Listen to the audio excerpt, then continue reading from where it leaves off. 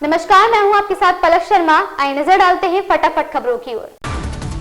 मुख्यमंत्री पुष्कर सिंह धामी टिहरी आपदा प्रभावित क्षेत्र का दौरा करने पहुंचे। उन्हें आपदा शिविर राजकीय इंटर कॉलेज विनय खाल में रह रहे पीड़ितों से मुलाकात की और हर संभव मदद का भरोसा दिलाया।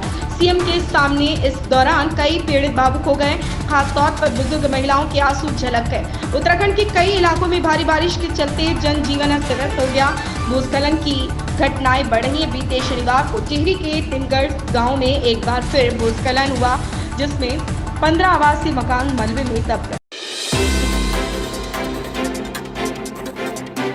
इंडिया गठबंधन ने दिल्ली के मुख्यमंत्री अरविंद केजरीवाल के बिगड़ते स्वास्थ्य को लेकर जंतर मंतर पर एक बड़ी रैली बुलाई। रैली शुरू हो चुकी है। मंच पर आम आदमी पार्टी के बड़े नेता पहुंच चुके हैं। वहीं इस रैली में कांग्रेस, समाजवादी पार्टी और टीएमसी शामिल हैं। भारत और श्रीलंका के बीच जारी 3 मैचों की T20 सीरीज अब अपने मुकाम पर पहुंच गई है। सूर्यकुमार यादव के नेतृत्व और गौतम गंभीर के निर्देशन में भारतीय टीम ने शानदार प्रदर्शन के साथ सीरीज के शुरुआती दोनों मैच जीते। अब उसकी नजर तीसरे T20 मैच पर है। इस मुकाबले में भारतीय टीम किसी भी तरह से ढिलाई नहीं बरतेगी और मंगलवार को अंतिम T20 मैच में श्रीलंका की कमजोरियों का फायदा उठाकर सीरीज में क्लीन स्वीप करने के लिए मैदान पर उतरेगी। यूपी विधानमंडल सत्र के दूसरे दिन योगी सरकार ने विधानसभा में 12,909 करोड़ का अनुपूरक बजट पेश किया। अनुपूरक बजट का आकार मूल बजट का 1.6% है। बजट में सर्वाधिक 7,518 करोड़ रुपए औद्योगिक विकास के लिए आवंटित किया गया। इसी तरह ऊर्जा विभाग के लिए 2,000 करोड़ रुपए, परिवहन विभाग की बसों के लिए 1,000 करोड़ रुपए, अमृत योजना के लिए 600 करोड़ रुपए आवंटित किए गए। बजट में कौशल विकास के लिए 200 करोड़ रुपए व रोजगार मिशन समिति के गठन के लिए 49.80 करोड़ रुपए आवंटित किए गए।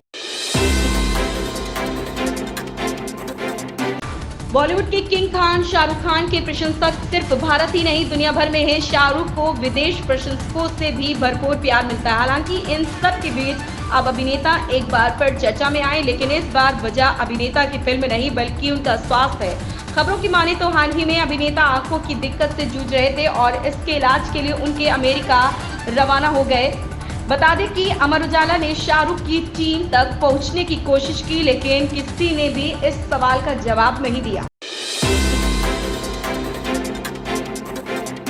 रेलवे भर्ती बोर्ड ने भारतीय रेलवे में जूनियर इंजीनियर के पदों पर भर्ती के लिए आवेदन प्रक्रिया शुरू कर दी है। इच्छुक और योग्य उम्मीदवार इन पदों के लिए आधिकारिक वेबसाइट rrbapply.government.in के माध्यम से आवेदन कर सकते हैं। आवेदन विंडो 29 अगस्त 2024 तक खुली रहेगी, जिसके बाद आवेदन पत्र में सुधार और भुगतान के लिए विंडो 30 अगस्त से 8 सितंबर 2024 तक खुली रहेगी।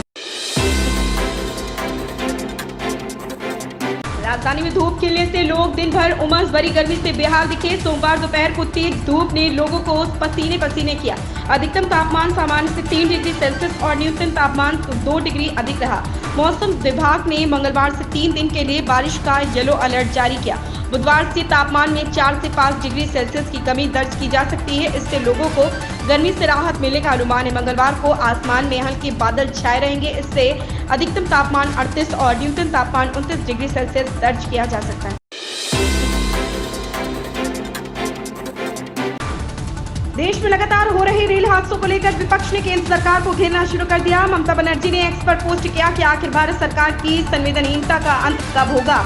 वहीं सपा सुप्रीमो अखिलेश यादव ने कहा कि सरकार रेल हादसों का रिकॉर्ड बना रही। झामुमो और शिवसेना भी सरकार पर हमला किया। पश्चिम बंगाल की मुख्यमंत्री ममता बनर्जी ने पोस्ट किया कि ट्रेन हादसे अब नियमित से हो गए हैं, हर हफ्ते घटनाएं हो रही।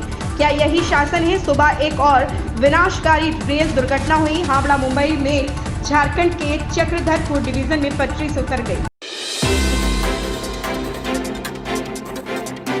हरियाणा की शूटर मनु भाकर ने ओलंपिक में इतिहास रच दिया। भाकर ने मंगलवार को अंबाला के सरबजोत सिंह के साथ मिश्रित team 10 metre air pistol final में भारत को कांस्य पदक दिलाया। मनु और सरबजीत के कांस्य पदक जीतते ही पूरा हरियाणा जश्न में डूब गया। ओलंपिक में अभी तक भारत को 2 पदक मिले हैं, दोनों ही हरियाणा के खिलाड़ियों ने जीता है। प्रधानमंत्री नरेंद्र मोदी ने विज्ञान भवन में विकसित भारत की यात्रा केंद्रीय बजट 2024-25 के बाद का सम्मेलन के उद्घाटन सत्र को संबोधित किया। यह कार्यक्रम कॉन्फेडरेशन ऑफ इंडियन इंडस्ट्री की ओर से आयोजित किया गया। इस दौरान पीएम मोदी ने कहा, मेरा देश कभी पीछे नहीं हट सकता। मैं CII का हृदय से आभार व्यक्त करता हूं। मुझे याद है कि पैंडेमिक के समय आप बहुत चिंता कर रहे थे। हर चर्चा के केंद्र के विषय रहता था गेटिंग ग्रोथ बैक। भारत बहुत ही जल्द विकास के पथ पर दौड़ेगा। इन खबरों में बस इतना ही। बने रहें हमारे साथ।